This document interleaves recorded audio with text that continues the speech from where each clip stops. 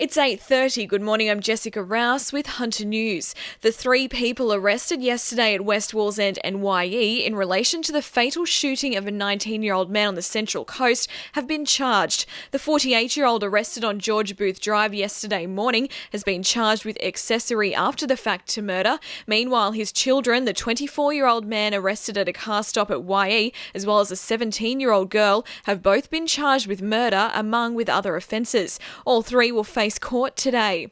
The Newcastle branch of the SDA has expressed its disappointment of the Fair Work Commission's ruling not to include paid domestic violence in modern awards. The case put forward called for 10 days paid leave and an additional 2 days unpaid leave per year to be included for workers experiencing family and domestic violence.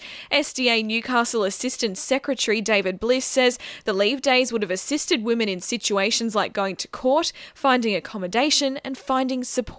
There was the opportunity for paid leave, and you must keep in mind a lot of these workers are lowly paid workers, particularly in our industries. Unfortunately, the Commission has determined the standard will be an unpaid entitlement, which once again becomes extremely challenging for people who are not only lowly paid, but are in very challenging circumstances when these things are needed. The Williamtown RAF base will play host to Defence Industry Minister Christopher Pyne today with the announcement the base's spy planes will be getting an upgrade thanks to the federal government. Just over $500 million will be put to the E-7A Wedgetail's airborne early warning and control capabilities, and it will create around 45 new jobs. The Wedgetail is considered to be one of the RAF's most advanced pieces of equipment and has been extensively used in the Middle East in the military effort against Islamic State. Shadow Minister for Health Catherine King says the government's efforts to reverse the Medicare freeze aren't enough following a visit to a Raymond Terrace Health Clinic yesterday.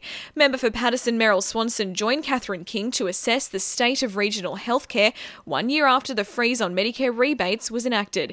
Catherine King says the Labor Party will continue to pressure the government to drop the policy right away. But it's not until 2020 that the freeze is lifted, and we're going to continue to say to the government that they need to lift that freeze immediately. Organisation My Choice Matters will run a workshop to provide support and information on the National Disability Insurance Scheme. The free workshop is on tomorrow at the Place at Charlestown from 10 a.m. My Choice Matters workshop facilitator Alana Julian says the session will teach carers and those living with a disability how to navigate what can be a confusing NDIS. We get people thinking about what it is that they want through the National Disability Insurance Scheme, what they feel is essential in their life, such things as, accessing service providers or how they can best choose a support worker, just thinking about how they best can effectively access NDIS. And the Hamilton newsagent at the centre of a daylight robbery last weekend has been overwhelmed with support after a charity tin for the John Hunter Hospital was stolen from their counter. They've received over $700 in donations from the public. Sport for our sponsor, PRD Nationwide East Maitland. Knights players and fans will receive a much-needed boost this week as the NRL look to finalise a deal with West Leagues Club to buy the NRL club. The NRL says the deal is within the best interests of the Knights as it benefits the club long-term. The Telegraph reports $10 million will be allocated to a new centre of excellence and grassroots football in the Hunter. Newcastle will host its first football international since the 2015 Asian Cup, with the expected announcement today the Matildas will play Brazil at McDonald Jones Stadium in September. The Matildas will be looking for revenge in Newcastle after their crushing defeat to Brazil at the Olympics last year. Lake Macquarie take on Charlestown at Macquarie Field in NPL action tonight. Lakes will be without Brad York, who is missing due to a knee injury, but welcome Justin Broadley back from suspension.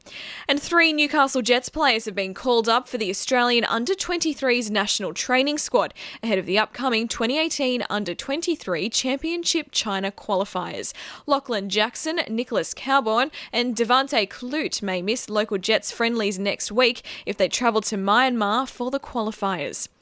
And the winning numbers in Oz Lotto are 28, 33, 37, 43, 18, 35 and 7, and the supplementaries are 19 and 21.